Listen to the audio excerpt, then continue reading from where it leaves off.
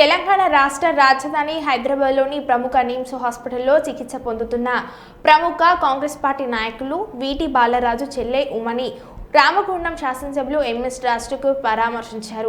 ఉమా ఇటీవల ముఖాల నొప్పితో బాధపడుతుండగా నిమ్స్ హాస్పిటల్లో వైద్యుల పర్యవేక్షణలో చికిత్స పొందుతున్నారు. ఈ విషయం తెలుసుకున్న రామగుండం ఎమ్మెల్యే రాష్ట్రకు తక్షణమే హాస్పిటల్కు చేరుకొని ఉమా గారి యొక్క ఆరోగ్య పరిస్థితిని డాక్టర్లతో కలిసి పరిశీలించారు. వారికి మెరుగైన వైద్యం అందించాలన్న దృఢ సంకల్పంతో సంబంధిత వైద్యులతో మాట్లాడి అవసరమైన సూచనలు అందించారు.